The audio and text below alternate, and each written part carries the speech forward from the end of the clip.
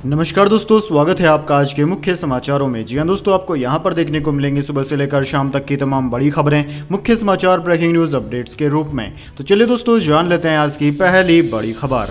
Arvind Kejriwal jail में ही रहेंगे, high court ने जमानत नहीं दी, ट्रायल कोर्ट का फैसला पलटा, कहा बेल देते समय विवेक का इस्तेमाल नहीं किया।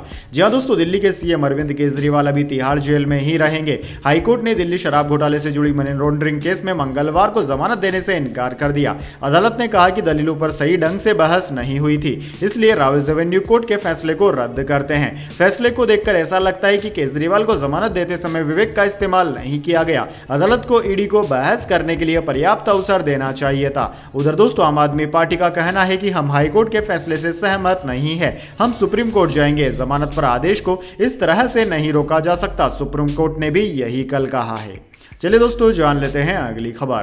प्रधानमंत्री मोदी बोले, इमरजेंसी लगाने वाले संविधान पर प्यार न जताएं। चिदम्बरम बोले, इस बार दूसरी इमरजेंसी से बचने के लिए जनता ने वोट किया। दरअसल दोस्तों, इमरजेंसी की कल 49वीं बरसी थी। इससे एक दिन पहले 18वीं लोकसभा के पहले सत्र में विपक्षी सांसदों ने संविधान की कॉपी लेकर शपथ ली थी। इसे लेकर प्रधानमंत्री ने कांग्रेस की आलोचना की। उन्होंने एक्स पर एक पोस्ट में लिखा कि इमरजेंसी लगाने वालों को संविधान पर प्यार जताने का अधिकार नहीं है। वहीं दोस्तों, प्रधानमंत्री मोदी ने एक के बाद एक एक्स पर 4 पोस्ट किए। इस पर पी चिदम्बरम ने कहा कि जनता ने इस लोकसभा चुनाव में भाजपा के मंसूबों को कम करने के लिए वोट किया है। जनता ने इस तरह का मतदान कर कहा है कि कोई भी शासक संविधान के मूल ढांचे को नहीं बदल सकता।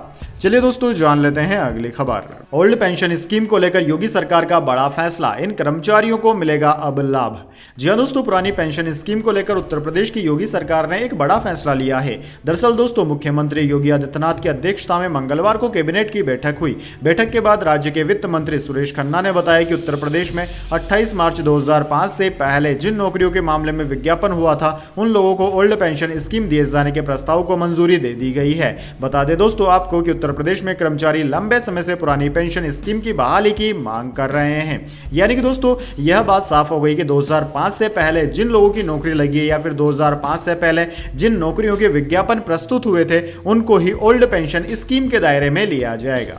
चलिए दोस्तों, जान लेते हैं अगली खबर। राशिद खान बोले, वर्ल्ड कप सेमीफाइनल में पहुंचना हमारे लिए सपने जैसा। तेंदुलकर ने कहा, आपका सफर अद्भुत। अफगान के पूर्व मेंटोर जडेजा ने लिखा, आप इसके हकदार थे। जी हां दोस्तों, अफगानिस्तान की टीम T20 वर्ल्ड कप के सेमीफाइनल में पहुंच गई है। टीम ने मंगलवार को बांग्लादेश पर 8 रन की रोमांचक जीत हासिल की। अफगानी टीम पहली बार किसी ICC इवेंट के सेमीफाइनल में पहुंची है। इस जीत के बाद कप्तान राशिद खान ने कहा कि हमारे लिए सेमीफाइनल में पहुंचना सपना है। इस फीलिंग को बयां करने के लिए मेरे पास शब्द नहीं है। हमें जिन्होंने सेमीफाइनल में पहुंचाया वे सिर्फ ब्रायन लारा है और हमने उन्हें सही साबित किया। टूर्नामेंट से पहले वेलकम पार्टी में मैंने लारा सर से कहा था कि हम आपको नीचे नहीं होने देंगे, हम इसे पूरा करेंगे और साबित करेंगे कि आप सही हैं। मुझे इस टीम पर गर्व है। दोस्तों, आपको बता दें, अफगानिस्तान ने बांग्लादेश से पहले न्यूजीलैंड और ऑस्ट्रेलिया जैसी मजबूत टीम को भी हराया है। ऑस्ट्रेलिया के हारने के बाद गुलबदीन ने कहा था कि ये अभी हमारी जर्नी की शुरुआत है। जीत के बाद अफगान को न केवल क्रिकेट बल्कि बॉलीवुड स्टार्स ने भी अफगानिस्तान टीम को सराहा है। वैसे दोस्तों, कमेंट करके बताइए, क्या आप भी अफगानिस्तान और भारत का फाइनल मुकाबला देखना चाहते हैं?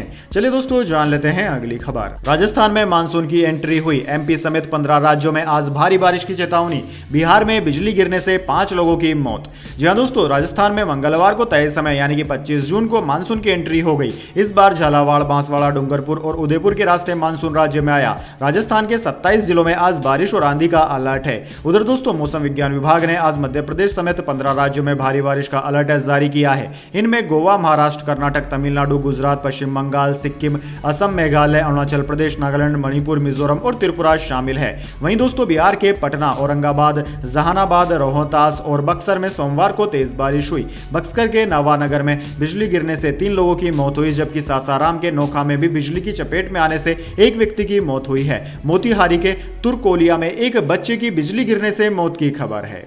चलिए दोस्तों, जान लेते हैं इसके बाद अगली खबर। छठी बार का सांसद हूं, आप हमको सिखाएंगे। नारेबाजी करने से रोका तो पप्पू यादव ने किरण रिजिजू पर साधा निशाना।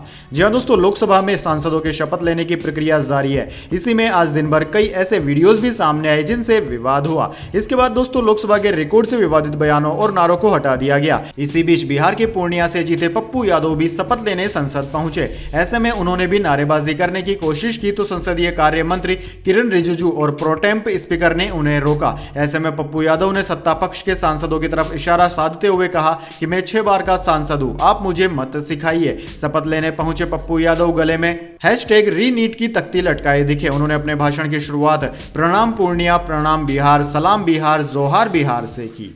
चलिए दोस्तों जान लेते हैं अगली खबर। कोरियाई विमान 15 मिनट में 27,000 फीट नीचे आया, यात्रियों के कान से खून निकला, 17 घायल, तकनीकी खराबी की वजह से इमरजेंसी लैंडिंग।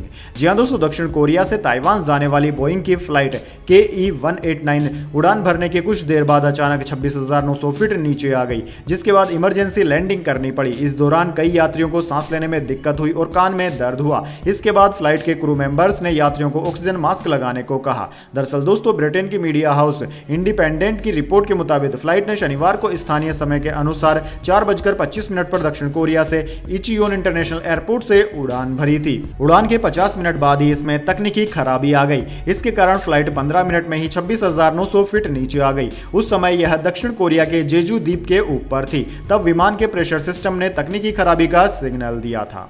चलिए दोस्तों जान लेते हैं इसके बाद अगली बड़ी खबर। दिल्ली जल संकट को लेकर आतिशी का अनशन खत्म, देर रात तबीयत बिगड़ी थी, ICU में भर्ती। संजय सिंह बोले उनका शुगर लेवल 36 पहुंचा। जी हां दोस्तों, दिल्ली जल संकट को लेकर मंत्री आतिशी का अनशन 5वें दिन खत्म हो गया। आतिशी की सोमवार मंगलवार की देर रात को तबीयत बिगड़ गई थी। आम आदमी पार्टी नेताओं ने उन्हें तड़के करीब 3:38 पर LNJP अस्पताल में भर्ती कराया। मंगलवार सुबह संजय सिंह ने प्रेस कॉन्फ्रेंस कर बताया कि आतिशी का अनशन अब खत्म हो गया है, उनका ब्लड शुगर लेवल 36 पहुंच गया है। यह मंगलवार देर रात 43 रिकॉर्ड किया गया था। LNJP अस्पताल के medical director doctor Suresh Kumar ने बताया कि आतिशी ICU में है, वे फिलहाल ठीक है। मंगलवार रात को ही उन्हें भर्ती होने की सलाह दी गई थी, लेकिन उन्होंने हमारी बात नहीं मानी थी। चलिए दोस्तों जान लेते हैं अगली खबर। ओवैसी ने लोकसभा में बोला जय फिलिस्तीन, प्रोटेम स्पीकर ने फिर लिया यह एक्शन। जी हां दोस्तों, AIMIM के अध्यक्ष और हैदराबाद से सांसद असदुद्दीन ओवैसी ने एक नए विवाद को जन्म दे दिया। आज मंगलवार को जब वो शपथ लेने के लिए लोकसभा पहुंचे तो उन्होंने शपथ के बाद जय फिलिस्तीन का नारा लगा दिया, जिसके बाद इस पर बवाल हो रहा है। हालांकि प्रोटेम स्पीकर ने इस शब्द को संसद की कार्यवाही से हटा दिया। उस समय लोकसभा अध्यक्ष की जिम्मेदारी संभाल रहे राधा मोहन सिंह ने सदस्यों को आश्वस्त किया कि शपथ के अलावा कोई भी बात रिकॉर्ड में दर्ज नहीं की जाएगी। कुछ मिनट तक हंगामा जारी रहा, जिसके बाद शपथ ग्रहण फिर से शुरू हुआ। प्रोटेम स्पीकर भर्तृहरि महताब जल्द ही अध्यक्ष के पद पर वापस आए और कहा कि केवल शपथ या प्रतिज्ञान ही रिकॉर्ड किया जा रहा है। उन्होंने कहा कि मैंने पहले भी कहा है कि कृपया शपथ या प्रतिज्ञान के अलावा किसी और बात का जिक्र करने से बचें। इसे केवल रिकॉर्ड किया जाना चाहिए, इसका पालन किया जाना चाहिए। चलिए दोस्तों जान लेते हैं इसके बाद अगली बड़ी खबर। पोर्श एक्सीडेंट केस में नाबालिग को जमानत मिली। बॉम्बे हाईकोर्ट बोला अपराध चाहे कितना भी गंभीर हो, आरोपी की उम्र नजरअंदाज नहीं कर सकते। जी हां दोस्तों, पुणे पोर्श एक्सीडेंट केस में बॉम्बे हाईकोर्ट ने 25 जून को आरोपी नाबालिग को जमानत दे दी है। साथ ही उसे बाल सुधार गृह से तुरंत रिहा करने का आदेश दिया है। कोर्ट ने कहा है कि हमें आरोपी के साथ वैसे ही पेश आना होगा जैसा हम कानून का उल्लंघन करने वाले किसी और बच्चे के साथ पेश आते हैं, फिर चाहे अपराध कितना भी गंभीर क्यों न हो। नाबालिग आरोपी ने 18-19 मई की रात पुणे के कल्याणी नगर इलाके में IT सेक्टर में काम करने वाले बाइक सवार युवक युवती को टक्कर मारी थी, जिससे दोनों की मौत हो गई थी। घटना के वक्त आरोपी नशे में था। वह 200 किलोमीटर प्रति घंटे की रफ्तार से पोर्श स्पोर्ट्स कार को चला रहा था। उसे 22 मई को बाल सुधार गृह में भेज दिया गया था। चलिए दोस्तों जान लेते हैं इसके बाद अगली खबर। वार्नर ने इंटरनेशनल क्रिकेट से रिटायरमेंट लिया। भारत के खिलाफ करारी हार के साथ खत्म हुआ 15 साल का करियर। जी हां दोस्तों, ऑस्ट्रेलियाई ओपनर डेविड वार्नर ने इंटरनेशनल क्रिकेट से संन्यास ले लिया है। क्रिकेट ऑस्ट्रेलिया ने मंगलवार को एक सोशल पोस्ट से वार्नर के रिटायरमेंट का ऐलान किया।